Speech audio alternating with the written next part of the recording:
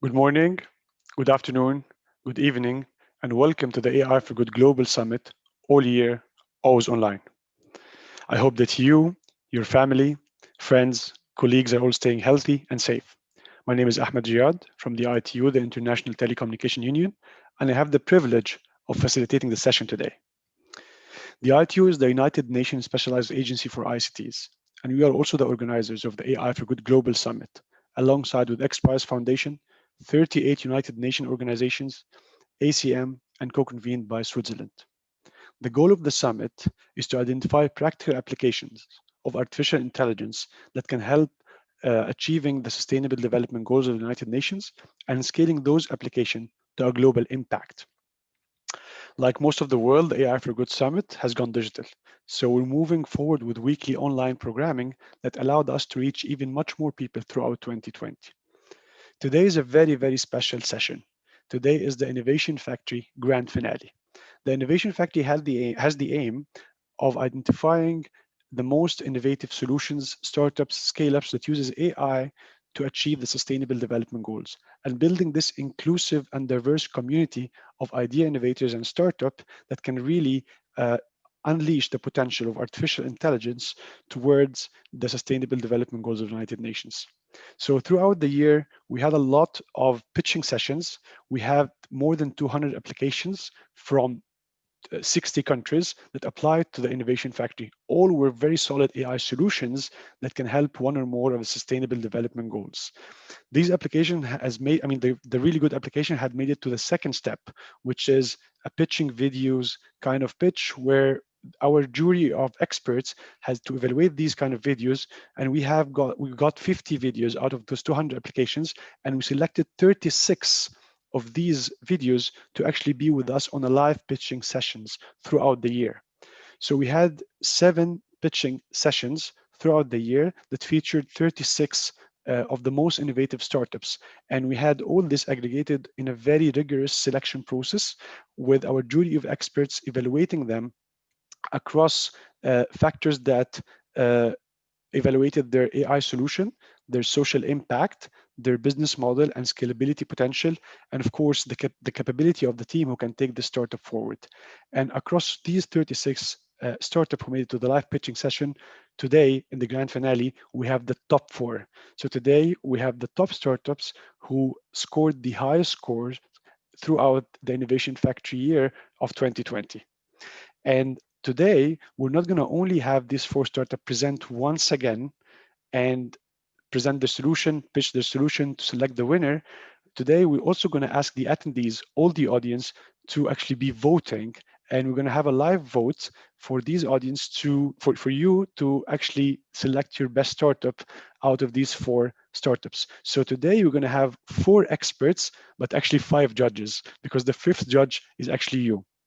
So we look forward to our very interactive session, and we really count on your active participation. And speaking of active participation, I would like to have a very interesting exercise, and it's the first challenge for you and for interactivity today. So I would like you to use the chat right now and to type in which city or country you're connected from. I'll start with myself. So today, I'm connecting from Geneva. I can see London, from Germany, from Frankfurt, from Barcelona, from Rotterdam, Munich, Paris, Colombia, Lisbon, Dubai, Brussels. Well, global audience for a global summit, I can see. That's perfect. So we're very happy today. We're going to have, as I told you, the 4 startups who will be featured as the innovation champions of the AI for Good Innovation Factory 2020. We're also going to have very interesting announcements from our judges today. We're also going to have 4 judges, but don't forget the 5th judge is you. So at the end of the 4 pitches, we'd ask you to actually vote for your best startup. And the collective audience voting would be weighted as 20% of the total votes, because it's 1 judge out of 5, right? So without further ado, I think I'll go forward and introduce our first judge of today, who is a great help and support throughout the year. And he is Joseph Hopkins, the Senior Managing Director of iPrestige, and Phoenix Technologies. Joseph, thank you very much, and welcome to the AI for Good Innovation Factory Grand Finale. Great to see you again, Ahmed. Always a pleasure. And I see that Fred has joined us as well. He heads up ITU, so congratulations. Look, I'm so thrilled with all the work you guys have done, and congratulations. This has been, look, 2020 has been tough for everybody. And you guys have knocked it out of the park because you've kept these events going and even done the summit in a very virtual way. So I'm really very pleased and pleased to be associated with what you guys are doing. So congratulations.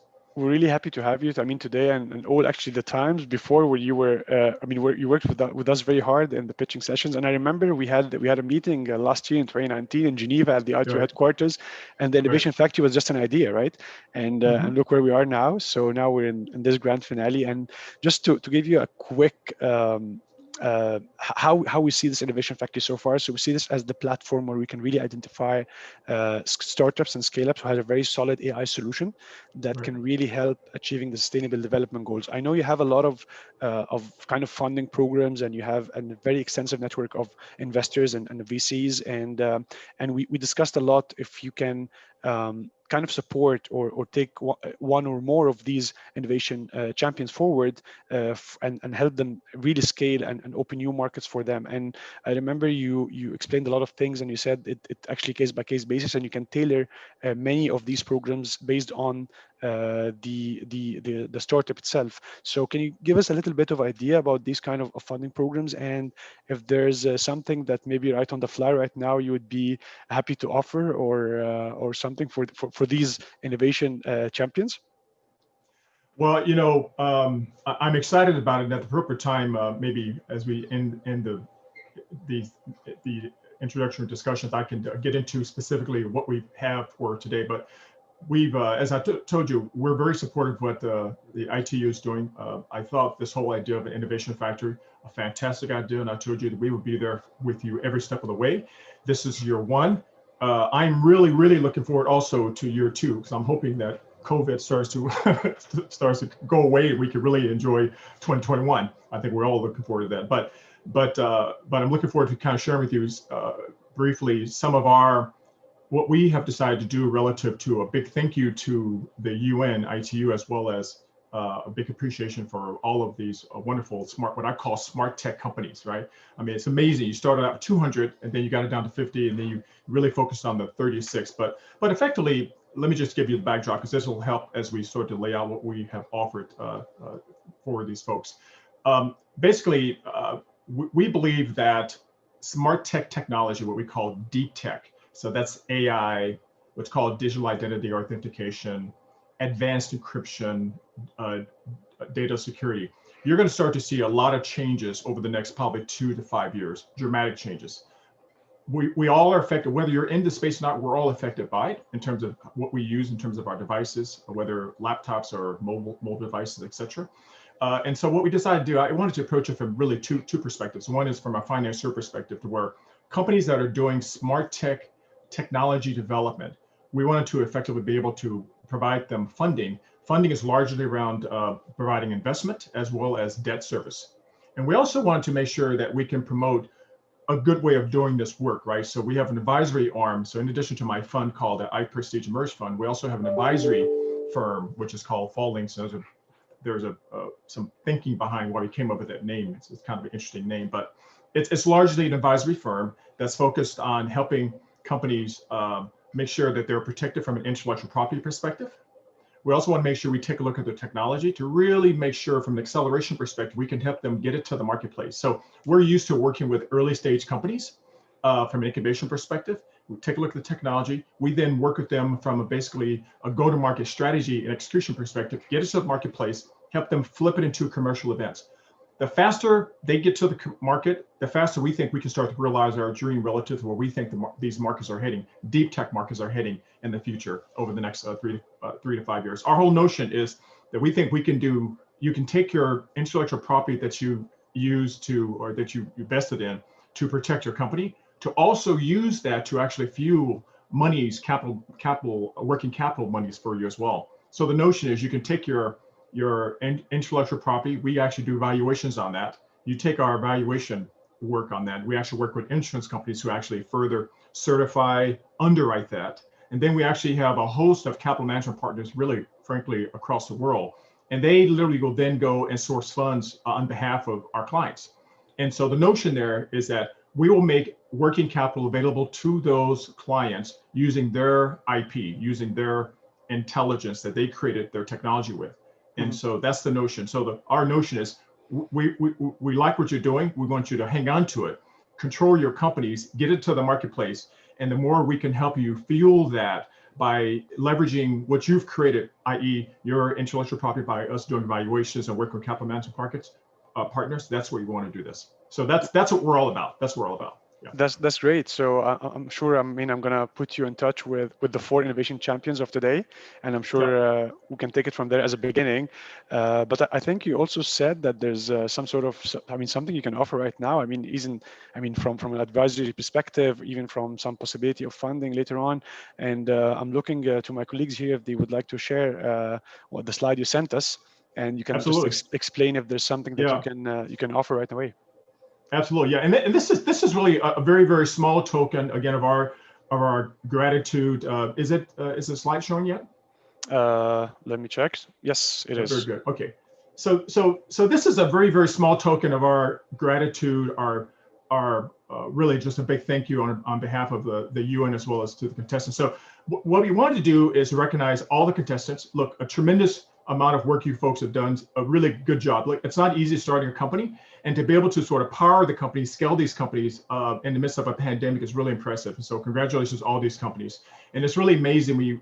I'm looking forward to hearing these pitches, but effectively we have someone who's really focused on trying to deal with malnutrition. And then we've got, dealing with agriculture in a really smart way, waste management, working with robots and deep learning, which is interesting, and also clean air. So this is all good. And on top of all of that, they're doing this promoting SDGs, right? They're doing this promoting the UN Sustainable Development Goals. So this is really impressive. So what we want to do is this.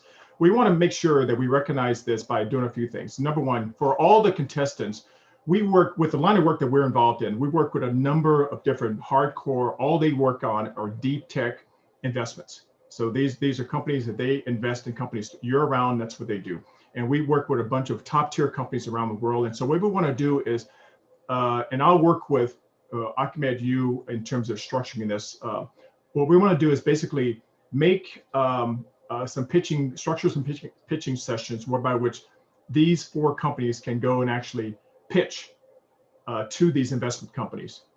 You certainly don't need any coaching from me, but those of you who may want some, actually, it's a little different, I think, pitching in an environment like this as opposed to pitching for professional, hardcore, investors. And so we can probably give you some help for those of you that may want it. In addition, what we'll do is we are an advisory company, and we actually work with a variety of different clients in this space, trying to help them tailor, situate their technology and get it ready for the marketplace. And by the way, if you're in the marketplace, we'll help you actually scale that. And what we want to do is basically offer up about $7,500 to each contestant.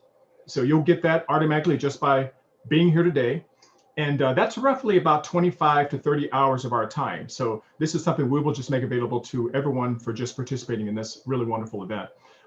Then number 2, what we want to do is we want to recognize the top contestant. So I mentioned to you how we're involved with doing IP evaluations. And so there's costs associated with that. And anyone who have an interest in doing that, certainly we love to offer our services, but specifically to the top contestant, we'll make that service available to you, and we'll take off about $30,000 off of that. That's important for anyone who wants to do these things, because again, if you want to take advantage of it, like what's called these non-dilutive financing programs, usually you have to have some kind of evaluation done, whether by our firm or someone else. So if you happen to use our firm who specializes in the space, we'll give you 30 grand off that. And then lastly, what we want to do here is, because I think if you think about what this event is all about, it's really about recognizing good innovation. That's what this is all about, right? And this is what our company is all about. Our company is all about getting folks to protect what you've developed and using that protection to ultimately help you get to the marketplace. And so I have an interest in actually going a little deeper with each of the companies here. And what we want to basically do is take a look at you. We'll do this in fairly quick fashion, but we like to actually look at each company and basically recognize the company that demonstrates the most near-term success relative to market interest and acceptance. And whoever that is, and that's around good IP, as well as having technology that's ready for the marketplace. And whoever that is, you'll get a little bit of a cash bonus for us. That's probably good for a nice dinner someplace with your team. And that's what that's designed. And I can tell you, Ahmed, to close this off, we're committed to this, and we'll plan on appreciably improving that 3,500 next year, because I think this is going to be a really knockout event heading into 2021. Thanks very much, Joseph. That's very interesting and generous. We didn't expect it, and I think it's just the beginning, as you just said, just something to start with, and then when I put you in touch with the 4 innovation champions, we can really open it up for your network of like companies and investors that you just mentioned. Again, thanks very much for iPrestige and for following these technologies, and really moving forward with our next judge and talking about help and support. And my next judge is definitely Stephen Ibaraki. I mean, Stephen is ACM board member, past chair. He's a general partner at Reds Capital, and it's not about that only. Actually, Stephen was with us since the beginning. I'm not talking about the Innovation Factory. I'm talking about the AI for Good Summit as a whole since 2017. He's been advising us, supporting us, and like really putting the foundation of most of what we're doing right now. So, Stephen, thank you very much for being with us today.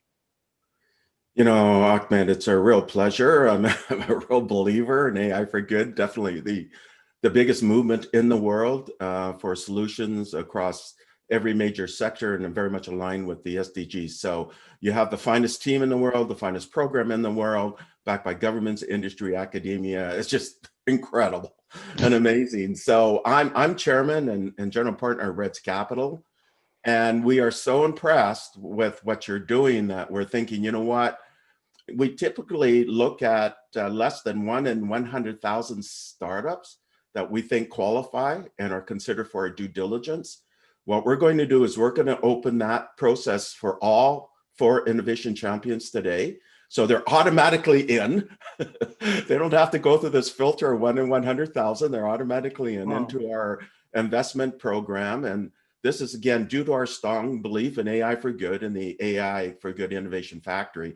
And I should mention, by the way, this is under your transformational leadership, Ahmed, and your amazing AI for Good team.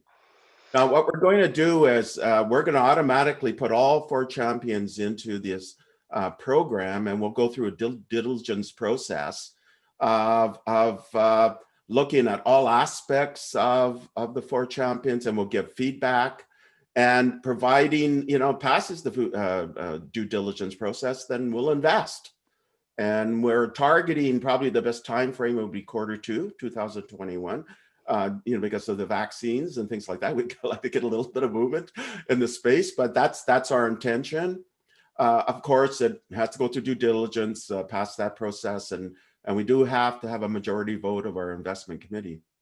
But during this meantime, we definitely want to offer mentorship to the champions. I have a network of about 100,000 CEOs worldwide, and a network of over 20,000 investors. And we definitely will mentor in terms of help to guide the champions, the 4 finalists, also do introductions where we think it'll be helpful, and so on. Now, let's say, for example, and it could happen, we decide not to fund for some reason, we will still continue to help. We think it's a lifetime journey of commitment. So we'll do introductions to other channels, to corporations, things like that we think are a good fit. And I want to offer something else, and I'd like to offer, myself, I've been doing interviews going globally for the last 30 years, and I will interview each one of the champions, and it'll appear in some of the biggest technology nonprofits today. For example, it'll appear in the IEEE ecosystem. Of course, they have over 400,000 members. My interviews appear also with the ACM, which is #1 in computing science. We have something like over 4 million participants and added nonprofits. So I'll interview each one of the champions to make sure their magnificent technology and their solutions and how they're addressing the SDGs goes out to the worldwide ecosystem, so I can put a spotlight on it. And something I do keynotes every week, by the way. So I'll actually spotlight these champions in my keynotes so that the world and investors will be aware of the marvelous work that they're doing. And I also write for Forbes and IDG IT World, and where the article very much aligns with a particular solution, I'll mention these companies as well as being really the pinnacle and really a prime example of what AI for Good is and what the Innovation Factory is. So it's kind of like a bucket. And just to give you some of the ideas of other people I've interviewed and spotlighted, I just did David Beasley, the executive director of the World Food Program. Yeah, I just interviewed him. Of course, he won the World Food Program won the Nobel Peace Prize. Wow. I had a great chat with John Hennessy, who's the chairman of Alphabet, 16 years, president of Stanford, just did an interview with him. And I did one with Roger Penrose, who just got the Nobel Prize in Physics. In fact, I'm going to do another one in January. So you're going to be in a good crowd and you'll get attention. Wow. That's great. So just to understand, to make sure that I got this right. So you're just saying that these 4 innovation champions would definitely gonna take part in the due diligence process for Red's Capital for hopefully possible investments. And if the majority of voting said yes from the investors, this can probably take place in Q2 2021, right? Is this the case? Yes, absolutely. That's right.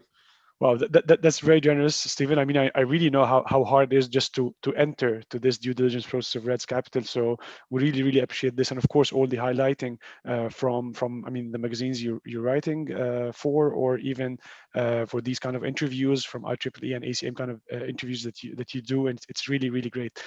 Thanks very much, Stephen. But maybe one final question, because I'm sure now everyone is Googling Red's Capital and checking their investments. So what kind of startups or what kind of scale-ups you usually invest in, or what kind of, is it like technology specific, or is it technology agnostic? Is it vertical specific from Red's Capital?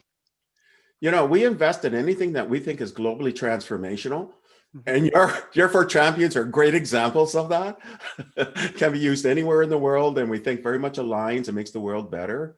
So those are the kinds of investments that we invest in. I can give you an example. We just finished investing in Darwin AI. They're in the CB Insights 100, CB Insights Change Makers. They got an AI tool that can be used across all industries.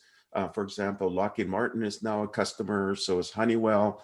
Hyundai, they just created some agri-tech, and of course their technology can also be used in the medical space. So so that's a good example. You can look them up.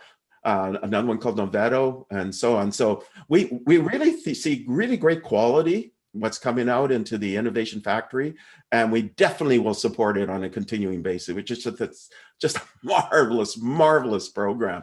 And we think the richest ecosystem in the world because of all of this sort of what you've been able to encompass with AI for Good. And really that's a feeder system, and it's a qualifying system. And in fact, I had an investor write me last night about the qualifying system, and I really pointed it out. I said, it is just amazing what you've been able to accomplish. And really the world should pay attention, Ahmed, to what you're doing AI for Good and with the Innovation Factory.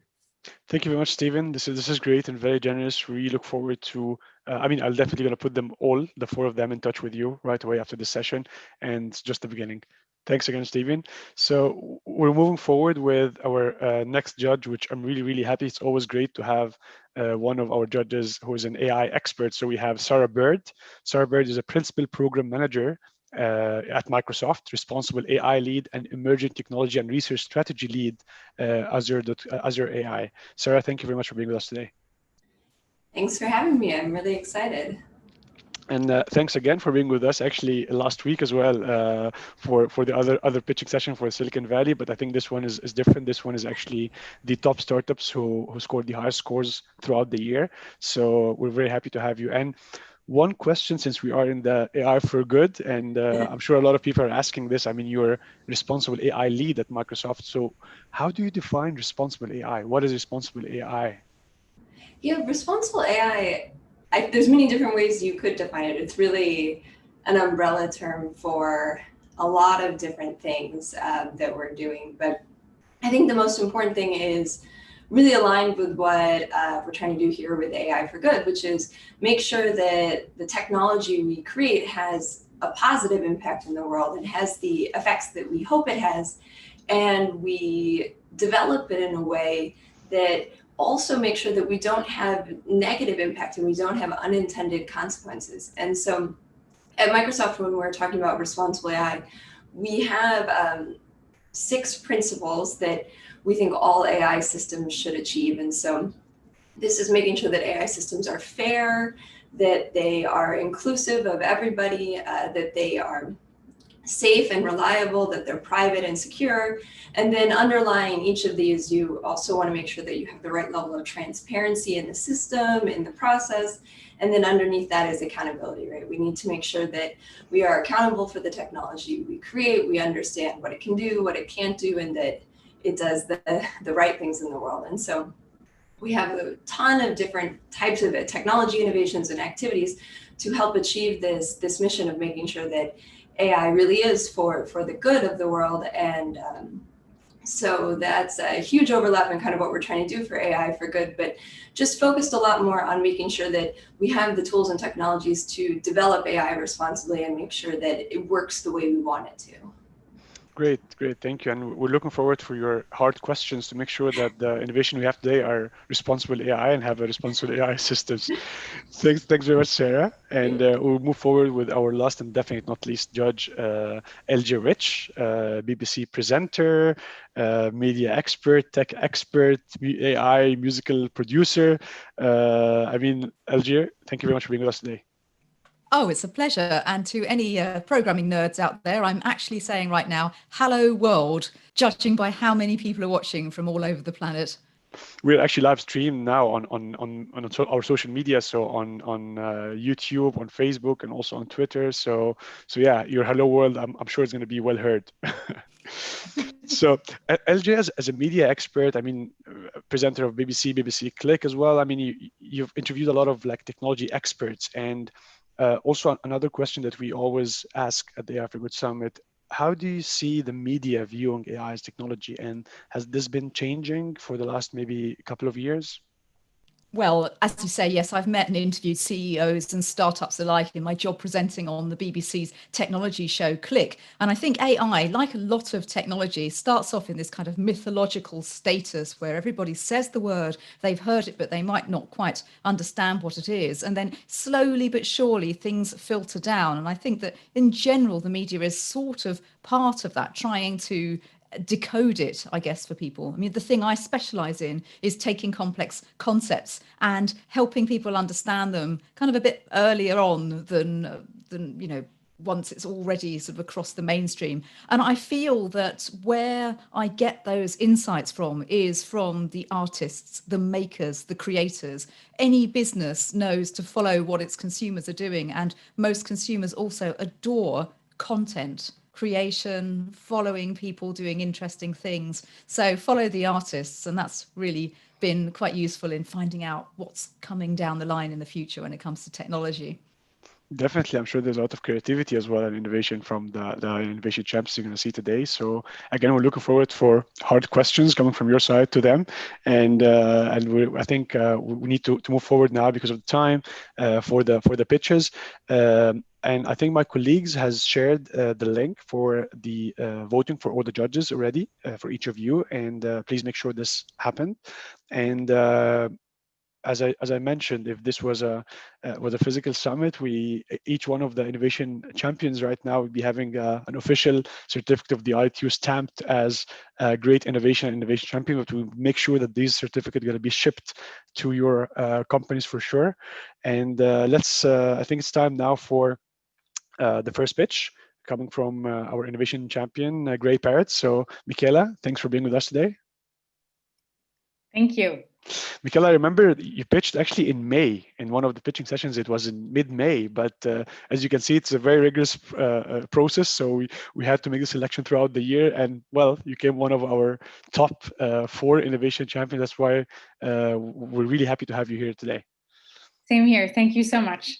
So, Michaela, you have, as you know, the rules. You have 5 minutes. So, Michaela is going to be timing you up in the back end when you start speaking, and Perfect. it's followed by a Q&A. So, also for the audience, if you want to ask any questions, please use the Q&A functionality.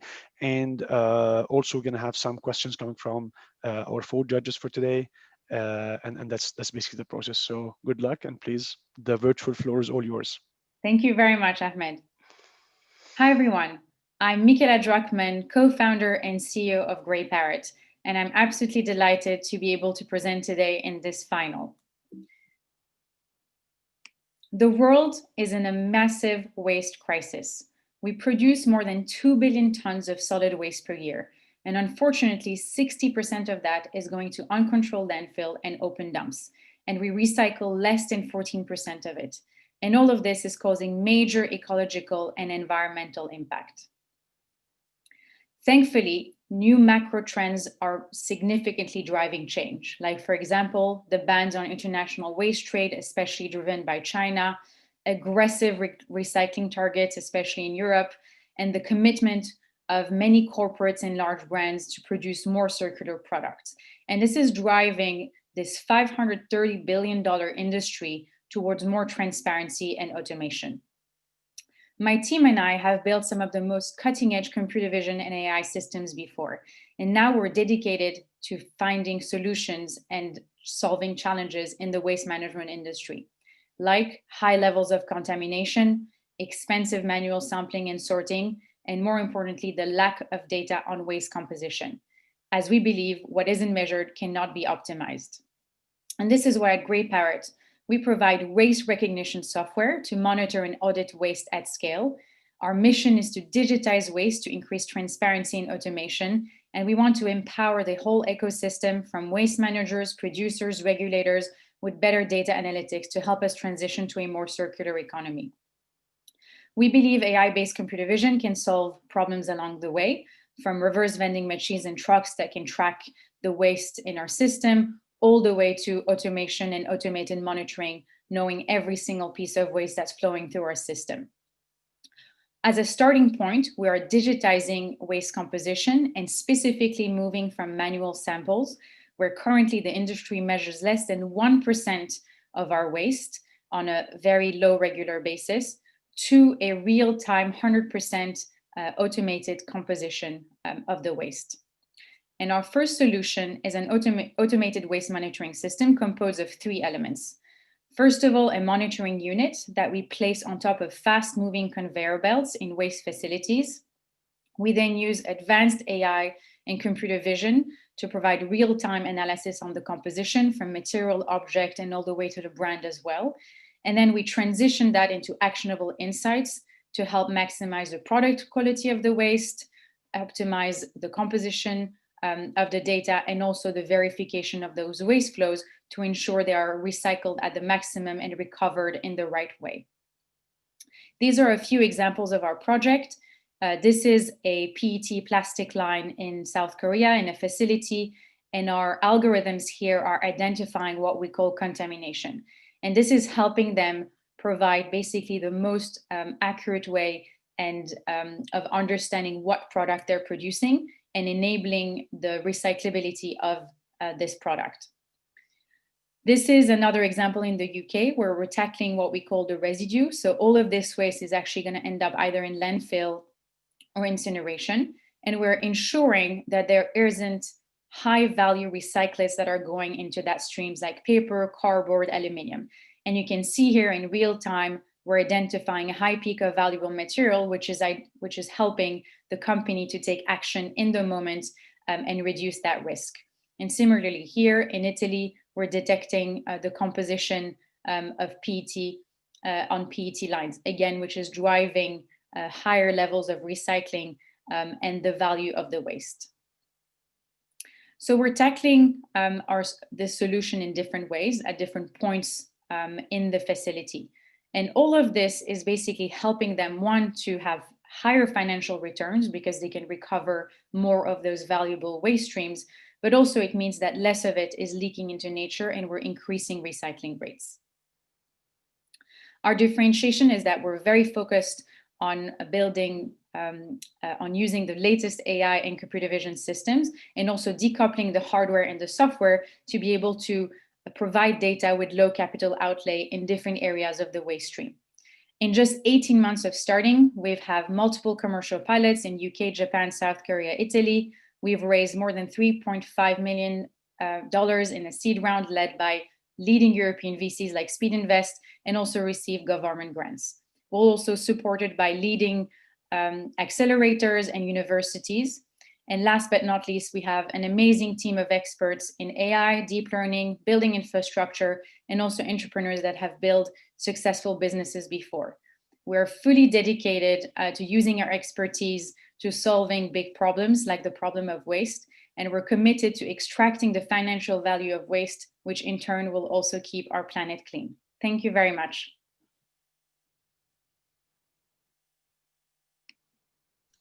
Thanks, Michaela. Very clear. I'm looking out to the judges. If anyone have any questions, please just enable your video so that I can see you. Stephen, please go ahead. Actually, this was an earlier discussion earlier this year. I just love the tech. I think it's quite marvelous. We really would need to get a better handle. What's your revenue sort of forecast? You got some proof of concept, proof of business there. What's your revenue forecast for 2021? And when are you at the break-even point? Yeah, so we started already generating revenue this year with our first commercial pilots. For next year, we're going to reach multiple six-figure revenue, and break-even point is essentially, I mean, depends how we look at it, but that will be in a couple of years. So we're really still in the development phase of the technology, and we believe with the scale, we will probably get that within the next 3 years. Sorry, being also confidential on our numbers too. Yeah, we understand. Stephen, if you don't have a follow-up question, maybe it's, or you have a follow-up question, or that's okay for now. And happy to share more on a more private forum as well. Yeah, we'll reach in and get into your data vault. Perfect. Exactly. Thanks, Stephen. So LJ, please go ahead. Hi, how does the machine handle compound objects like bottles of one type of plastic and a cap of a different type when they're connected? Yes. So the way we do that is that we infer, so we look at the full object. So we're really replicating human vision into our algorithms. So for example, most drinking bottles will be a type of plastic or a type of layering. So we'll basically infer that from understanding the full object. So this is why the brand recognition layer is also very important for us. Thank you. Sarah, and then Joseph. This looks great. How do you label your training data? Where are you getting the information to train your models? So the information, we're getting that from the industry because they're already basically separating waste in manual samples. And that gives us essentially the categorization that we're looking for. And we then label that partially in-house and partially externally. Great, thank you. Nice job, Michaela. Thank you. Question for you: Who is your target customer? And give me a perspective on private versus government, and also what is your focus relative to, let's say, U.S., North America versus rest of the world? Yeah. So our primary customer are private companies that are waste managers, and specifically companies that do sorting and separation. So what we call material recovery facilities. So this is part of the waste management sector. So they're all private companies, and their main goal is essentially to separate the waste the most effectively possible and then sell those secondary materials in the market. So we're really helping them with that sort of financial gain. In terms of geographical focus, we very much started in Europe. So key countries here like UK, France, Italy, etc. And we're also getting traction into certain areas of Asia like Japan and South Korea. These are all areas where there is an existing infrastructure, because areas where developing economies where there is no infrastructure, it's a very different setup.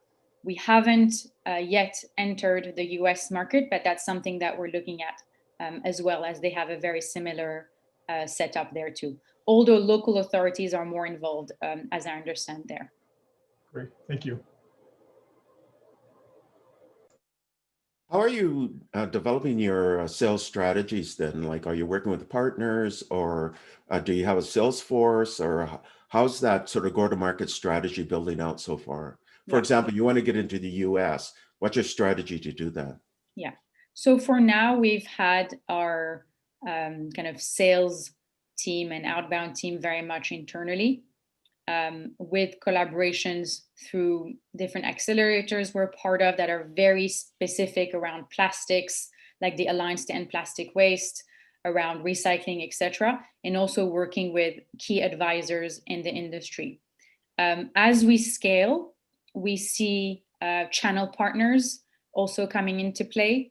For example, large engineering companies that work with those waste management companies, or also some of the machinery companies that also work with them as channel partners.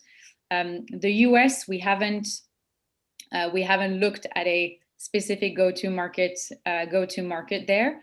But what we know is that the landscape, as mentioned, is slightly different in terms of the setup between private and public sector, and local authorities being involved differently. So generally speaking, if we do enter that market, we would invest significantly to have a team on site that fully understands that ecosystem. Great, thank you. Thanks, Michaela. So I think I'm going to just pick one question from the audience, and Sure. I'm going to ask you one question from our side. So from the audience, I find a question in the Q&A saying, does favorable regulatory policies govern your startup scope to scale? Example, the global south countries that may not have an existing sorting facilities, would that be a problem for you? Yes, so the current infrastructure and policy has quite a big impact in what we do. Because the more they're requiring, for example, high levels of purity, or taxing, for example, landfills more significantly, like in Europe, that obviously creates different incentives for us. So we're quite guided by that. For specifically developing economies, the fact that there's no infrastructure is a problem, in the sense that we can't directly replicate the product that we have there. However, we believe that in the next few years, those countries will also start developing their infrastructure and probably leapfrog to much more advanced ways of looking at waste. So we're close to that. We're keeping an eye on that, but we believe that's probably areas we will enter slightly later. Okay, I said one question from the audience, but I found like more than 5-6 questions coming right now. So I'll pick another one quickly. So one is saying, recognition accuracy, error measurements, question marks. So probably he's asking about how accurate is the recognition ability of your solution. Yeah, so these vary by material types, but ultimately, our goal is to be in the 95+% range on all of them. So this is where we are with certain of them, certain where we're lower, but that's the benchmarks that we're looking to hit. Okay, another one is saying, understood on the plastic paper, how can food be tackled? So food waste. Yes, probably. This is the question, yeah. Yeah, so I mean, that's a large question. So we're not tackling specifically food waste. However, we are tackling, for example, contamination of food on recyclables, because that's a huge problem. Because as you may know, if you have, for example, a greasy pizza box or a bottle that's full of fizzy drink, that obviously is not recyclable. So we see it more as contamination in the context of recycling, but food waste analysis, we haven't gone into that specifically on the sort of more compostable side. Okay, so I think there's more questions coming. So maybe you would take it offline. You can answer them in the Q&A, in the chat on the Q&A, yeah. And maybe one question from our side, and I'll ask this question to all the 4 innovation champions. If there's one thing that we can do somehow to help you scale, what would it be? Like, what's the one thing that really would help you the most? Is it funding? Is it standardization? Is it like, what's the one thing that you think that is, what would it I be? think, I mean, the best startups succeed because they have the best talent and the best teams. So I think helping us find talent that is interested in, doing good and also have deep expertise in AI for us is very important. So any help on that front would be very welcome. Awesome. Understood. And I'm looking now to our judges so that I'm sure they can help, not just in advising, but in providing good recommendations for people who can actually help you scale through talent. Thank you very much, Michaela. And Thank you so much. It's our pleasure to have you. And I think now I'm calling for Karim from Hawa Dawa from Germany. Karim, great to see you again. You did a great pitch last time and great company, scaling very, very well, exponentially, I would say. So how are you? Yeah, I'm actually quite good. Thanks for the invitation. Quite exciting. Also listening to one pitch so far, but reading also about the other startups. I'm quite impressed. And also, very thankful for the stage you're offering here. Quite curious to see sort of what happens after. Let's see. No, this is just the beginning. I mean, I know we took some time. It's a bit of a long process. We had to stay for the whole year to make the selection and to see all the scores. But I mean, coming as one of the top is exactly what we're looking for. That's what we're going to be focusing on, startups like you. So Karim, as you know, we have 5 minutes. Please take it away, and we're going to see you again in the Q&A. Yeah, thank you very much. So we take 7 breaths every single year, 7 million breaths every single year. So it's hard to fathom that 1 in 8 global breath is attributed to the air we breathe. And air pollution doesn't only affect our health, but it also affects our climate and our economy. The EU loses 10% of its annual GDP through air pollution and its costs. And air pollutants, such as tropospheric ozone or black carbon, are also climate pollutants, adding to the climate crisis. So trying to solve these problems might seem like a dauntingly, frustratingly, just a big task. And one of the reasons why it is that way, and this is what we argue, is because actually it's a data problem and how we perceive air quality data. When it comes to air quality, we think in binaries, or we tend to think in binaries. The air quality is either good or bad. We need to ban all cars or start, leave the cars as is. And if your city has a nitrogen concentration of 40.1 microgram per year, then it's has a big problem. 39.9, yeah, you're still okay. And this sort of mentality in the era of data is unacceptable. What it needs is a solution that really uses data and finds the gray area in between and deciphers the complexity of the topic of air quality. And this is exactly what we do. We combine cutting-edge space technology with our own and proprietary IoT sensor networks with other sensor networks as well, to provide in-depth analytics, automated data across the globe on a comprehensive layer. And because it's about bringing air quality data into the mainstream of decision-making, we've partnered with some of the leading institutions, from mobility to healthcare to infrastructure and digital infrastructure to research, to actually help us validate and put value on the data. So just to give you an example of our customer story, this is the city of Mainz without Hawa Dawa. And this is how it looks like after we enter the city. It's a comprehensive data coverage using traffic data, weather data, existing measuring stations, diffusion tubes, as well as our own sensor networks, and space and satellite data in order to fill the gaps in between. So really comprehensive coverage with historic, real-time, and forecasted data. And this helps us to understand the question, how did the lockdown really influence air quality? How did the traffic interplay? Where is the air pollution coming from that are measuring? So actually identifying the hotspots and not just measuring air quality, and knowing where to tackle, where are the quick wins, and also understanding the correlation between traffic, air quality, and climate. So getting the highest value of every year for every euro you invest in air quality or air pollution abatement measures. And with the same platform, we actually can help you understand the public risk. So it's really monitoring the exposure every single person in a city, from 100 times 100 meters up to saying on every school and every building and in every points of interest and every aerial code, what is air pollution exposure exactly? And also saying that across the European, or actually across the globe, for every hour, narrowing it down so you know exactly when and where you need to tackle it. And going upwards even further to check where are the emissions coming from, and why are they happening the way they are? So really just going down all these across the different segments. We are quite interdisciplinary team, so we have epidemiologists, traffic engineers, people who I worked for myself for the United Nations Environment Program before. We have data scientists as well as hardware engineers coming from 11 different countries, speaking more than I think 12 different languages, so quite interdisciplinary.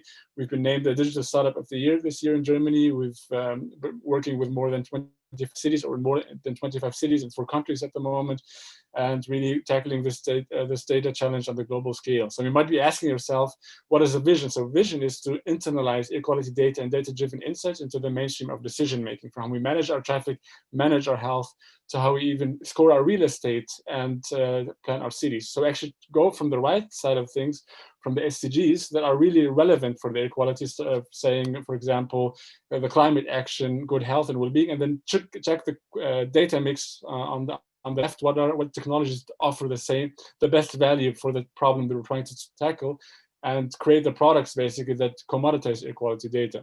So in the future, we see, or actually today, we see cars, light poles, advertising boards, satellites streaming billions of data points into the Hawa Dawa software, and we using this to tackle several markets at the moment. And this is basically something you would think it's intuitive. It should have happened. I mean, the air quality we breathe, and this is exactly sort of the vision that we're following and trying to pursue this in a mainstream way. Thank you very much. Thank you very much. Very interesting and very to the point. Questions? Joseph, please go ahead. Yep. Kareem, nice job. A couple of questions for you. Talk to us about how, I assume you're for-profit, I would imagine. Yeah. So if that's the case, talk to us about how do you plan on making revenue? What is your model?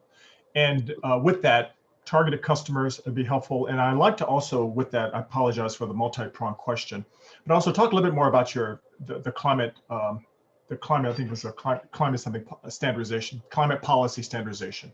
So, right, so, target customers, go to market, and that policy. So actually the first 2 years we were break even, and then we started funding. So we actually create revenue, of which 70% is recurring. So the way we do it is the data, number one, and then the analytics are a subscription-based business. So instead of a very CapEx-heavy monitoring service, we're digitizing this. So a lot of the traditional methods that monitor air quality is you buy a big chunk of hardware and that's it, and you get the data. We're turning it into a service, and then we have a secondary market into it.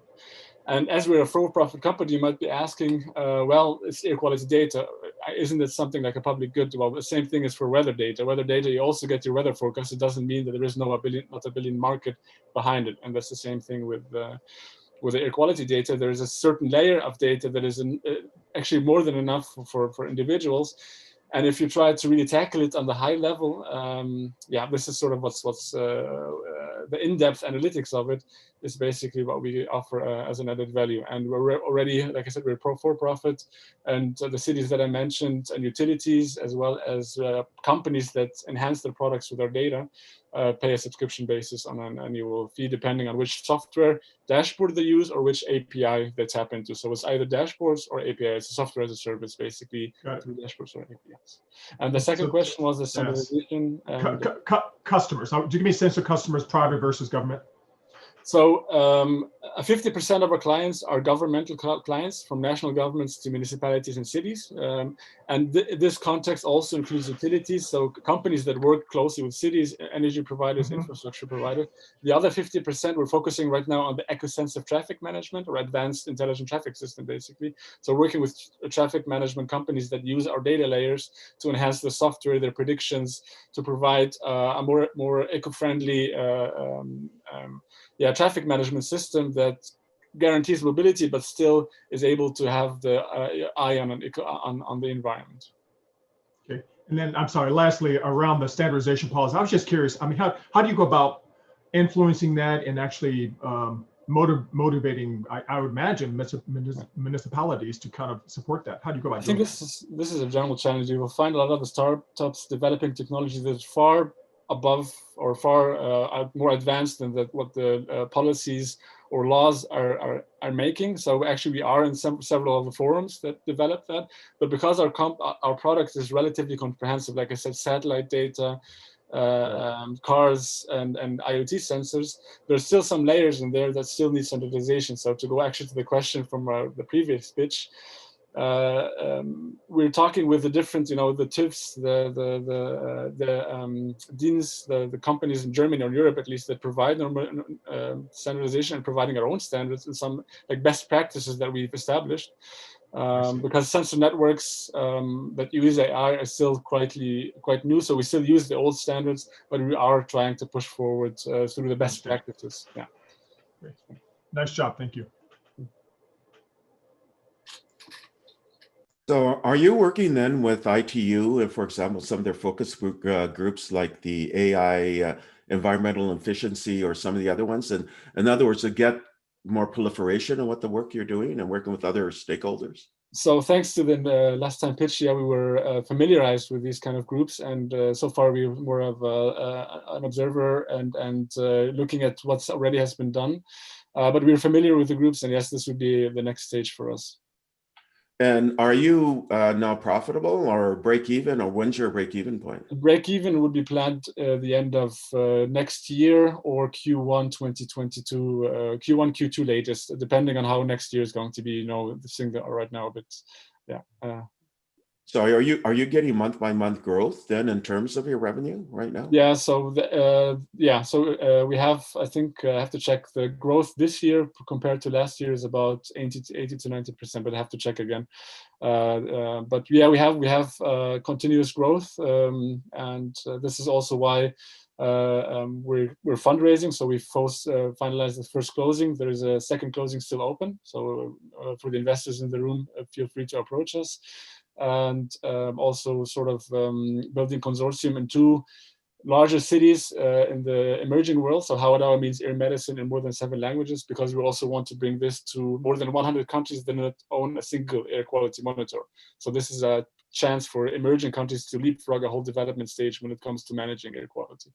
So this would be the next big step for us next year. And then you work with partners initially, right? You've got an ecosystem of outlets or partners that you work with right now. Yeah. So we don't develop the end product for the asthma management, for the traffic management. We're not going to be the ones turning the red light to green light, but we're working with partners that can use the end stage of our API, of our software products, to enhance their own products. Like real estate, for example, also have partners there to score the location. If you have an asthmatic child, this is a particularly healthy location, like this kind of products that we can bring. Right now, we're focusing on the traffic management and just digitizing the air quality monitoring market from a CAPEX model to a more service-oriented model. Great, thank you.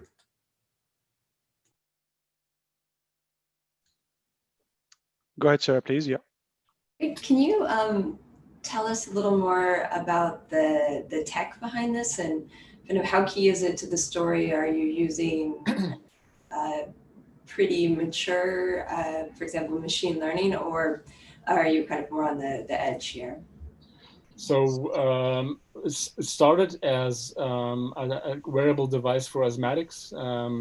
And we noticed that the data quality needs some work on the hardware front. So we developed a broader hardware device that still uses machine learning to reach the accuracy that is required legally, at least in Europe. So this is what we achieved. So this is sort of the first element where we use machine learning models. The second, where it gets more than into depth, is the merging of different technology sources, from satellites to sensors to cars to different data sources, to harmonize them.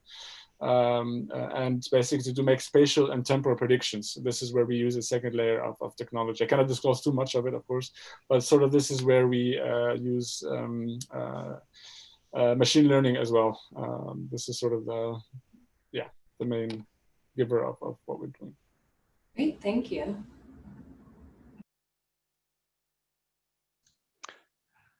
Thanks, Kareem. So I think we have a lot of questions in the Q&A, but I'll try to go very quickly on maybe picking a few of them. So I can see one from at the level Innova. She's asking, how many data points do you need to be accurate?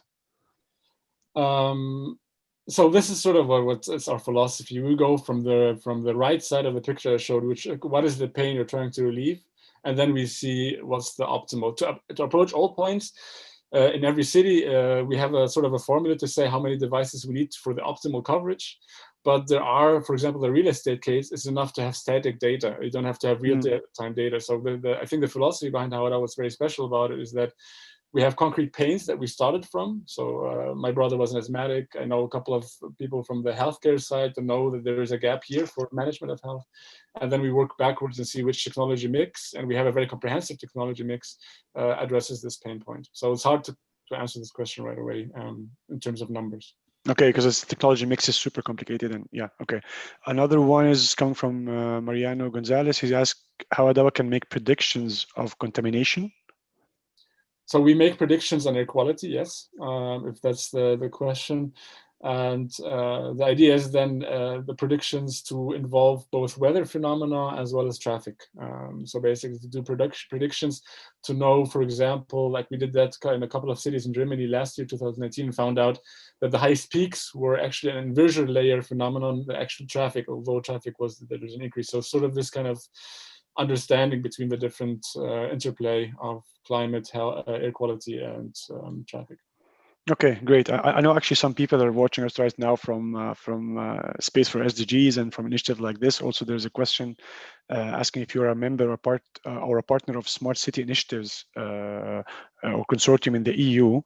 I'm not sure if you are. So we participate in 2 Horizon 2020 projects in Munich, where the cities of Munich, Barcelona, I think it's called Smarter Together is one of them, and the other one is Eccentric Civita. So they are 2 Horizon 2020 consortium we are supporting with. But yeah, sort of, yeah, I think that answers the question. Okay, so I'll put you in touch with these people who are actually having a lot to offer. And I think Stephen Ibraki's question about the focus group of the ITU is more of a question to us. So we'll work on it for sure and make sure that you're included in these kind of focus groups. Thanks, Karim, again. And no, sorry, the one last question. What would be the one thing that you would need to really scale? What's the one thing? If there's one thing that can really help you, what would it be? I think the biggest momentum you get with people who are in the decision-making level, who buy into this vision that the world of tomorrow will be a world where all the analog infrastructure they have outside is digitized, and you have data from bottom-up sensors from satellites, and they control and manage and govern and administrate emissions and pollution, this kind of thing. So the more people on the policy level, on the investment level, on the industry level buy into this vision, the more, of course, it helps us to make it a reality. So I would say if it's the one thing, I would say the policy is always the slower part. So I would say the industry or the investment side. Okay, and to push this vision and raise awareness about it more and more into this kind of policymakers domains, right? Yeah. Okay, thanks, Karim. Thank you very much. Thank you, Ahmed. And we're moving forward again with our next pitch. So it's from Spain, City Beats. So Ivan, great to have you again. Hi, Ahmed. It's my pleasure. I'm super excited to be here. We're excited to have you, as you know the process. So where are you connected from? Which city? I'm in Barcelona. You're in Barcelona, okay. And things are okay there? Yeah, hopefully we will be going out of the lockdown next week. Okay, we hope so. Yeah, okay, so please go ahead, you know the rules. You have 5 minutes and then followed by Q&A. Best of luck. Perfect, thank you very much. Let me start with a question. How much time does society need to respond to a social problem? I'm Ivan Caballero, CEO and founder of CityBits, and today I will answer this question starting with a story. April 14th, in the middle of the pandemic, New York Times reports in breaking news that there are hunger problems in 2 neighborhoods of Colombia and Venezuela. There was needed 14 days since initial signs from the New York Times to report it, and the reaction of some organizations came after a big noise in social networks, more than 1 month later. As an effect of the noise in social networks, people with resources went into the supermarkets and emptied them, creating a sensation of panic and huge problems on food supply, mainly for the poorest. This late reaction is costing lives and trillions to society. The good news of the story is that our customer, Inter-American Development Bank, was noticed by CityBits few hours after the problem was reported. When New York Times reported it, BIT already was working on the problem, saving money and lives. CityBits helped BIT to predict the present And we help them detecting this relevant social risk just using public and structured data. Introducing CityBits, the leading augmented text analytics platform, providing insights in real time about social risks. We process text big data through natural language processing and machine learning to provide actionable insights so our customers and partners can react faster and more efficiently to people's needs. On the left, our backend, where you can upload any text data set in any language, create custom categories in minutes, and train your model with a few words so it can learn automatically and get results in minutes. On the right, an example on how our algorithms enrich unstructured data and generate insightful visualizations. Our technology detects social trends faster than media, increase the coverage of surveys at a fraction of the cost, and get early warnings on critical issues.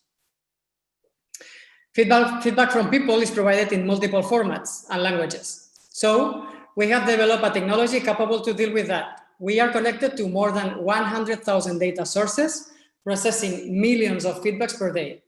We also process proprietary data from our partners and customers. And did you know that there are more than 150 papers per week in the NLP and machine learning domains? Yeah, the state of the art is so vast. That's why we only focus in algorithms that learn across projects and provide reliable leading indicators for the society. First, an AI capable to structure multilingual data in minutes without previous training. Second, did you know that 70% of the public data in Latin America is written by men? Can you imagine which type of decisions have been made without knowing? We specialized in data representativity, bias reduction, and noise reduction. Our technology detects gender, age, and race bias in real time. And third, sentiment analysis is not enough actionable. So we have developed proprietary algorithms to detect intents like criticism or propositions, feedback, and social indexes like trust or dignity. And how all this technology translates into impact? Okay, in only 2 years, so beginning 2018, we have developed more than 50 projects worldwide, from Japan to Latin America and in different fields. Japan Ministry of Consumer Affairs is increasing per 5 the number of detected cases and reducing the time of detection in 50%. Spain government is detecting per 250 cases about infrastructure and accessibility problems. Dublin City is collecting per 250 times voices 90 days earlier to define their budgets and new policies. And Latin American region has now a public platform collecting all the internet data from 26 countries, structuring, anonymizing, and offering it in open data. So any student, startup, company, or government can use it to identify problems around COVID and find solutions. So reacting late is costing lives and trillions, and real-time available data requires real-time information analysis. So our ambition is to becoming the global standard for social risk measurement to help building a more inclusive, fair, and responsive society. And this award will help us so much in this challenge. Thank you very much. Thank you very much. That was cool, Ivan. Any questions from the judges? We have Sarah. Please go ahead. I would really like to hear more about your bias reduction and how it works. Yeah, even our technology? Yeah, exactly. What are you doing? Do you have labels of people and their particular demographics? Are you reweighting? How do you handle that? Yeah, okay. So we are using semi-supervised machine learning. Through our backend, any user without a lot of technical knowledge can introduce any type of category and then train the system with a little few words, like we call it seeds. And based on this, the system starts creating different graphs. And let's say we call it semantic environments based on the topics and based on the data sources that we are providing. And from there, we can extract the insights through unsupervised machine learning algorithms. So for the problem you said where most of the people who are out talking are men, for example, how does your system address that? Yeah. Okay. If it's okay for you, we can have a conversation a little bit later. But yeah, we are using using different types of deduction. So, for example, names or how they speak, and based on this, we are in the state of the art of deducting gender and also age and also race. Great, thank you. Thank you. Thanks, Sarah. I think LG has a question. LG, please go ahead. Hi, yes, I do. How do you include insights from people who don't use social media? How do you work around that bias towards people who are technologically unequal? Yeah, very good question. In some projects, like for example, we are working with some customers around migration issues. So on one hand, we create our data sources. On the other hand, we can use even phone call transcriptions or transcription from written notes. So somehow we create our own data sources to make the model representative. Thank you. Welcome. Stephen, please go ahead. Yeah, it's really fascinating. I almost see you as sort of a combination of something called Event Registry, which is a really cool app, and another one called Faker Fact from Berkeley. I can see you combining those two. So sort of a compound question: how do you differentiate against who you consider to be other competitors too? What's your sort of go-to-market strategy, client acquisition strategy? And then where are you from a revenue standpoint? And are you break even at this point? Are you making a profit? Okay. Yeah. How are we differentiating? So we are trying to position ourselves as a domain expert in social risk understanding.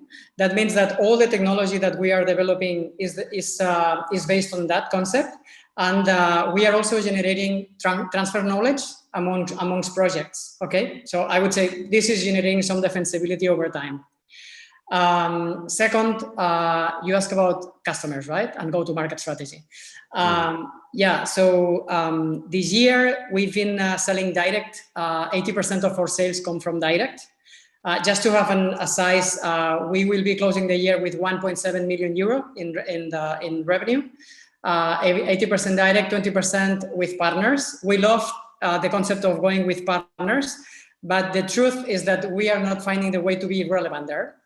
So our strategy is just building joint solutions with companies like Accenture, like Telefonica, like Everest. So they put value on top of our technology, so we can go together to the market. I see. And you're not quite break even yet, though, right? No, we are not break even. We expect to be break even beginning 2013, and yeah. And earlier in your pitch, you mentioned that you were working with Facebook and some of the other big vendors. Are you working with people like Microsoft, Google, and Facebook? And how is that maturing? Yeah, with Facebook is our customer.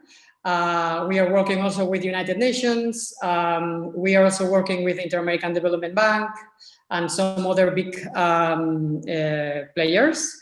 And yeah, I would say we are pretty mature and we are exploring new business models with them. Okay, great. Loved your presentation. Thank you. Thank you very much for your questions. Real quick Joseph, question one question, please. Yeah. Yeah.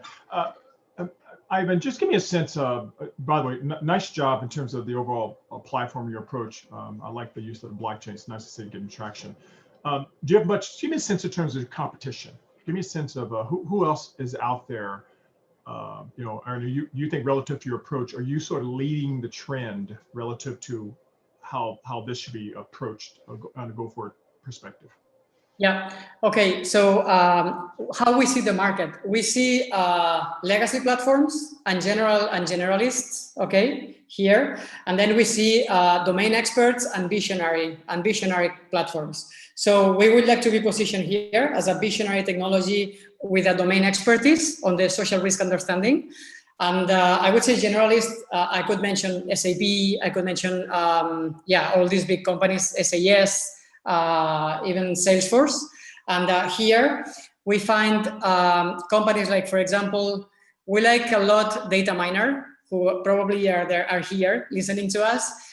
We love what they are doing, and I think that's the model that we are following, with one difference. Data Miner is working with the Defense Department of the United States, or FBI, and we would like to go on the bright side of that.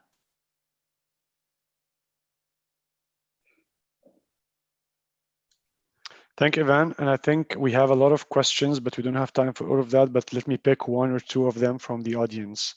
So I think there's one question asking about this. There was one asking about if you're compliant to GDPR, like privacy or security compliance. Do you have this? Yeah. In fact, so the first version of the platform was developed with funding and H2020 from the European Commission. And as you probably all know, all the ethical standards are very strict. So yeah, we are GDPR compliant, and we are in the final stage of becoming INS compliant also, which is the security standard from the Spanish region, which I would say is one of the more restrictive ones worldwide. Okay, and another quick question is, does CityBeat has success stories during COVID crisis in Latin America? So it's a good question given the time of pandemic. Yeah, we have a lot of beautiful stories around this. And I encourage you to Google Civiclytics, which is the name of the platform that we have launched with CityBeats and Inter-American Development Bank. And we have launched a report about the first 120 days of pandemic and the insights that we are helping collecting, which there are many of those stories. Awesome. Feel free to share this link actually on the chat for everyone. And there are more questions, so please, if you can, after your pitch, just to answer these questions would be very cool. And I'll ask you the same question as I asked to everyone before we go to the next pitch and our last pitch, is what's the one thing that we can do to help you scale? Like, is it, what's the one thing that can help you the most? Yeah. Okay. I would say, if you allow me, I will say two. Okay. So yeah, we are trying to build a standard, an ethical standard on social risk understanding. So visibility is key for us right now, and that we are getting it. So thank you very much. We are very excited and very humbled. And second is, we are in the middle of a funding round. So funding also will be very welcome. So funding and standards. Okay, good. Thanks, Ivan. Thank you very much. And we'll move forward for our last and definitely not least pitch from Germany. We have Child Growth Monitor, Marcus. Thanks for being with us today. Hi, Ahmed. Good to see you again. I just have to say to everyone that we might be a little bit late, a few minutes late than the expected time, but that's okay. It's super interesting content and discussion. So Marcus, please, the process, 5 minutes pitch, and then we have the Q&A. So please, if you can get your slides ready. Sure. Yeah, and make sure it works well with a proper slideshow.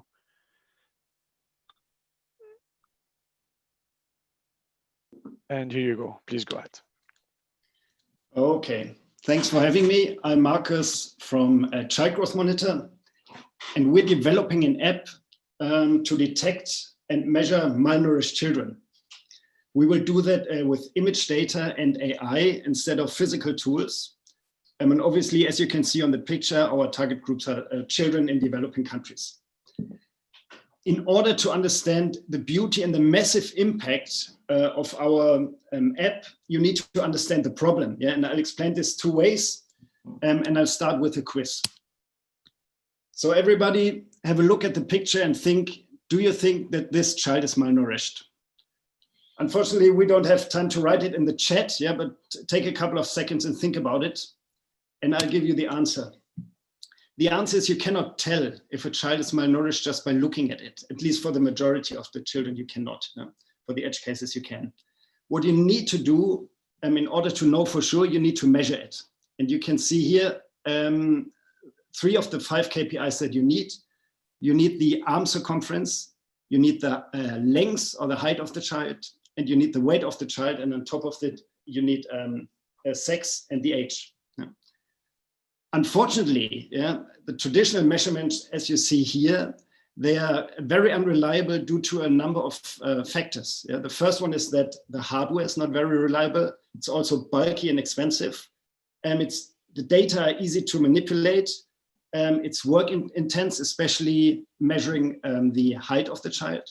And all of this, or the traditional measurements, they need physical contact. And this leads to the fact that roughly only 1/3 of the children get measured correctly. Now there's a second layer to it, yeah, which is COVID-19. In developing countries, the health crisis will be followed by a food security crisis due to supply chains that are broken.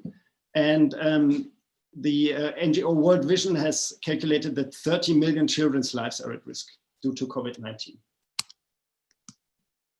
So how can we help? We can be part of the ecosystem of a solution, yeah? And this is how Child Growth Monitor works. You take a smartphone with our app on it, and then you collect the data through the video and the camera function. The app calculates a data model, and then the machine learning or deep learning kicks in, and our app will give out a diagnosis. The advantages of our solution is that the measurement will be better quality, manipulation is not possible, and the beauty is that everybody with a smartphone in our app will become an expert, and all of a sudden there's no lack of experts in the world anymore, and the potential for scaling is massive. Our way forward is that we will release a first version of the product end of this year, beginning of next year. We're already in the field, but only for data collection, not giving out a diagnosis. Then we will certify our app as a medical tool, and we will start an open source nonprofit social business. A couple of remarks on privacy and data protection. Obviously, this is of highest priority for us. What's important is that the data do not belong to us.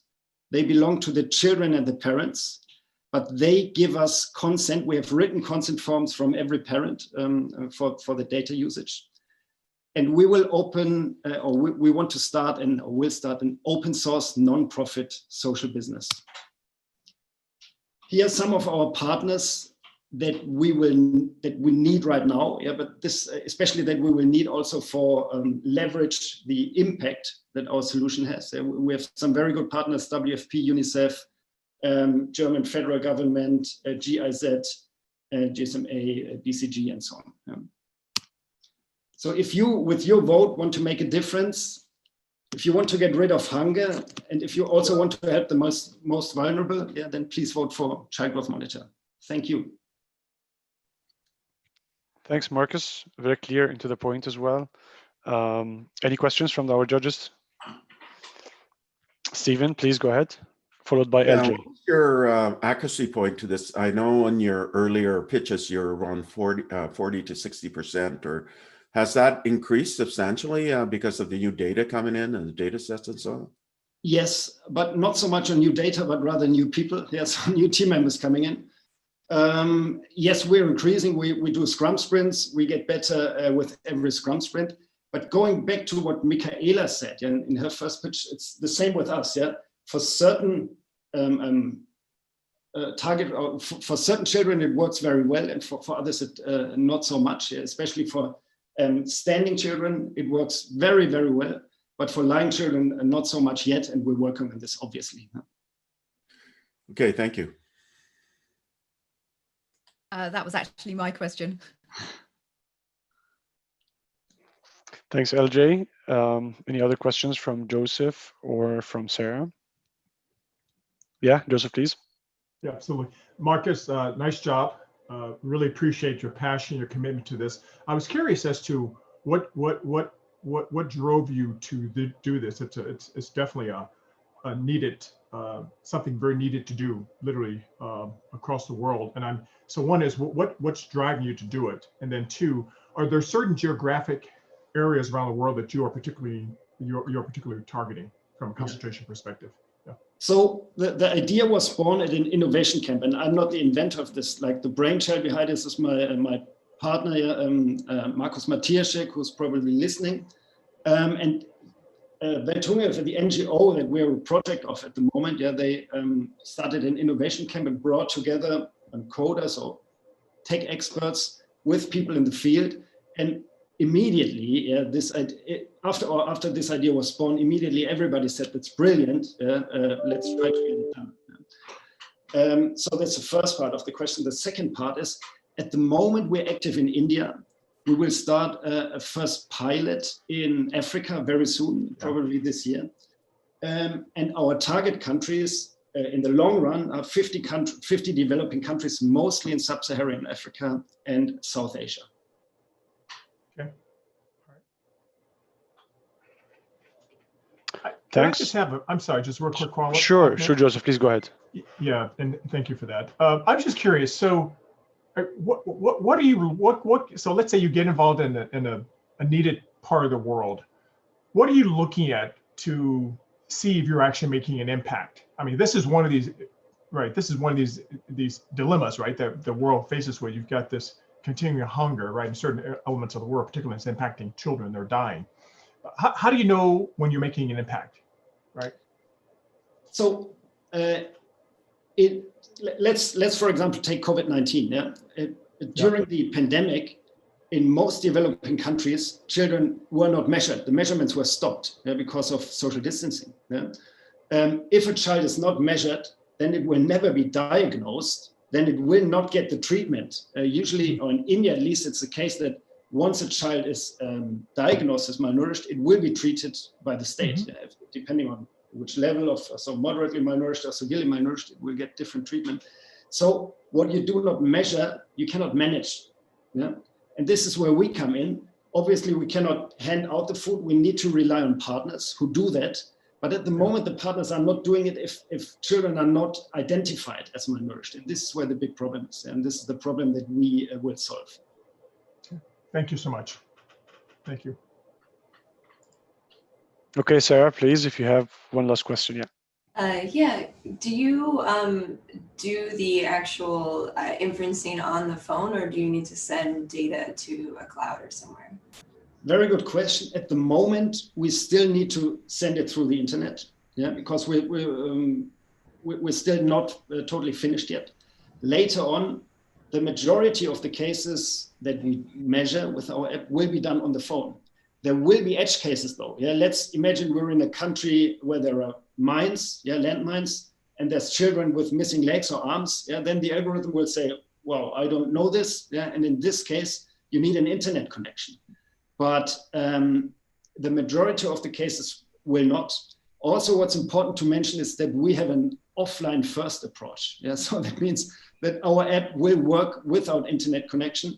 At some point, for example, if you have those edge cases, you will need an internet or Wi-Fi connection. So then for privacy, do you store images through time, or is it just you get the inference and then the images go away? How do you think about that? At the moment we store it, we anonymize data as quickly as we can. Yeah, we also do face blurring on the device itself. But later on, we do not for the edge cases. Yeah, for the edge cases we might, but for the majority of the cases, we don't even have to store any personal information, yeah, or image data. Great, thank you. Thanks very much. And due to the time, again, there's some questions, but I'll pick one question maybe, and then ask you the same exact question that I ask all the startups. So maybe one question from the audience coming from Mariana. She's asking, does the basic system take into account differences between children of the same age from different continents? For example, differences in head circumferences? Yes, we do. But we have to start somewhere. We started in the country with the highest cases of malnourished children, which is India. I already also mentioned that we do a project in Africa where whichever region or country we go to, we will test, obviously, if our algorithms work. Yeah? And if they do, yeah, then we can roll it out. Okay, great. So while I ask you the question of what's the one thing that we can do to support, I would like to ask all the judges to make sure that they now go to the link and vote for their top startup. Only the judges, so the link has been shared with the judges. We're going to live voting in a minute, but for now, please, the 4 judges, make sure that you vote your top startup out of the 4 with one click, as we discussed through this Pigeonhole link. Marcus, what's the one thing that you think is mostly needed for you to scale that we or anyone can provide? Yeah, until a couple of weeks or months ago, I would have said developers or data scientists. But by now, we have a very good team together. We can pull it off with this team. So my first question would be time, but which is kind of a cheating question. The second answer, my second answer is, if anyone has contacts to a regulatory body like the FDA, yeah, this would help us a lot. Anything that's got to do with medical certification. Okay, so regulatory and medical certification is something that you're looking forward for. Yes. Okay, that's great. I'm not sure if you're aware of this, but the ITU, we have the focus group, AI and health focus group, that mainly works on benchmarking similar topics like this. I mean, there's a lot of details. You can check it. Actually, the focus group AI and health was one of the outcomes of a previous AI for Good summit. So yeah, thank you very much, Marcus. This has been great, and I think now it's for the exciting time of the live voting of the audience. So I would like to ask my my colleague Gino to share the slide of the QR code and the link to the Pigeonhole link. Also, my colleague is going to share the link on the chat as well. So that you, everyone, even people who are watching us on social media, on Facebook, on YouTube, can use their phone for this QR link to, with one click, choose their best or most favorite startup out of our 4 innovation champions. And also you can use this link. As you can see, it's pigeonhole.at/innovation champion. Also, it's been shared right now, I can see on the chat. So I'll give it like maybe 30 seconds for everyone to vote. And also the votes I can see is also coming at the back end. My colleagues are telling me from various people from different social media platforms. Let me wait a little bit and see the votes coming. And again, just to explain it again, we have 4 experts. Each will have 1 vote, and then we're going to have a 5th vote, which is the collective opinion or vote of the audience. So in other words, this live voting from audience would represent 20% of the winner. So so please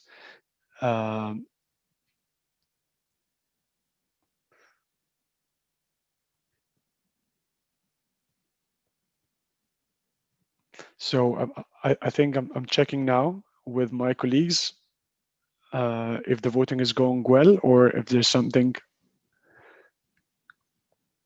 Okay, so I think the voting now, the link works and we're getting the votes. So please try again. Yes, you can try again now. Yes, it's working now. Exactly.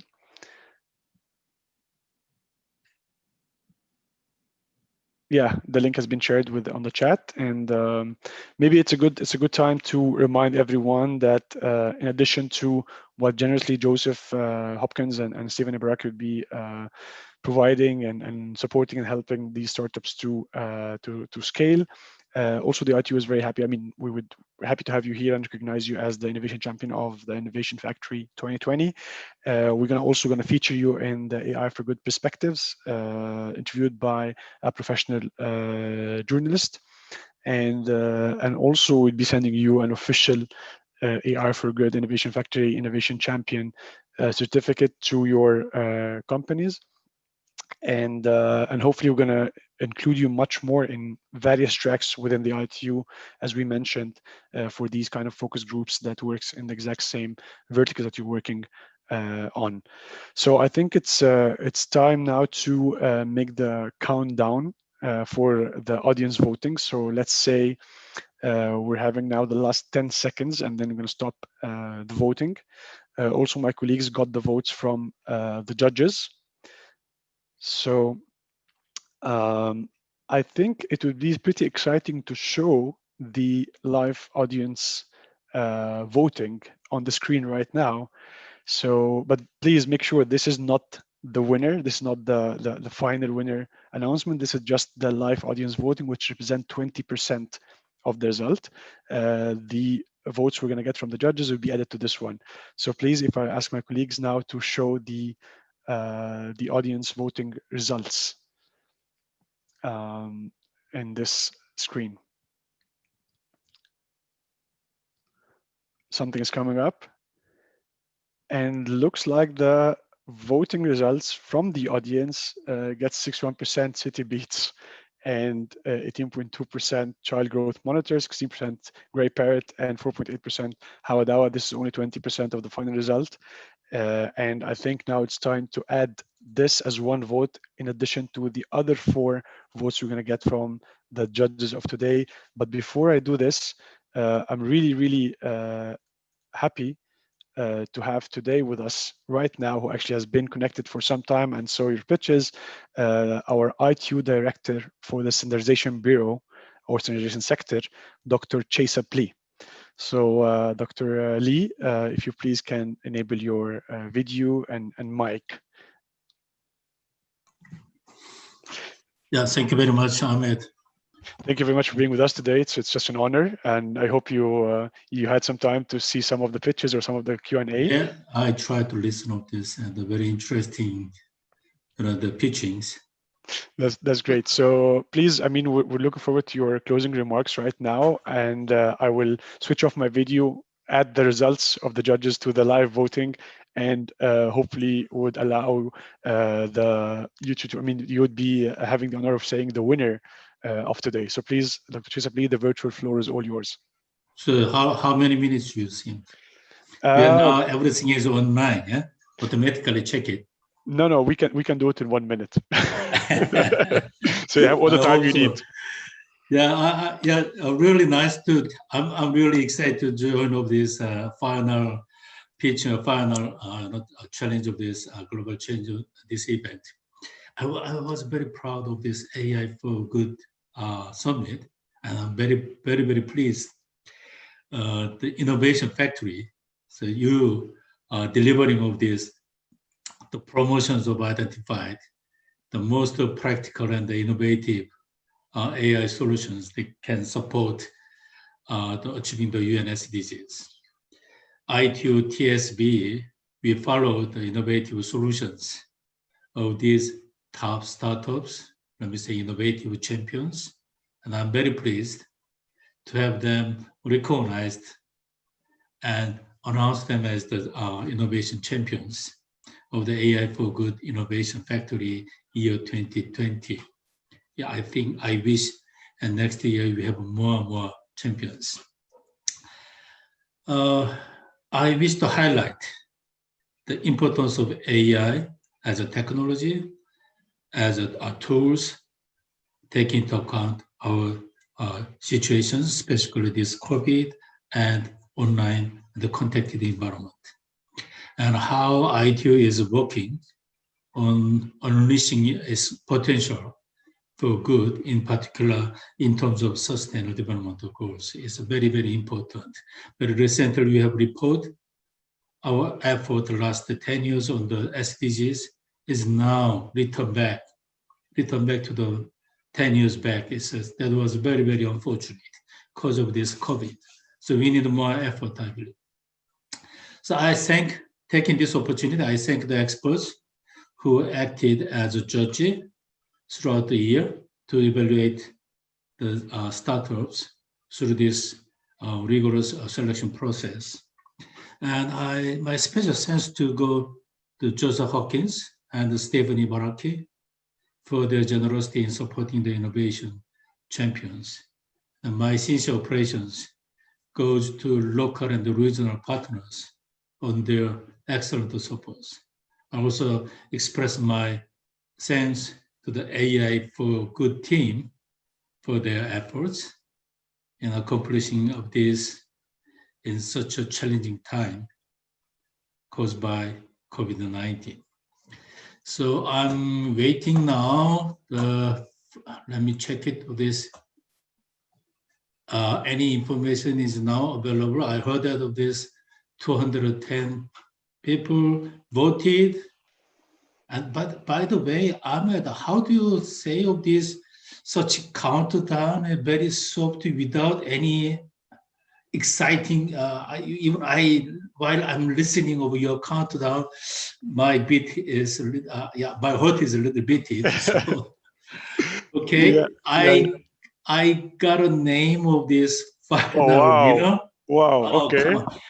In Asian ways, we got all these drummings of this. We're going to add music next time.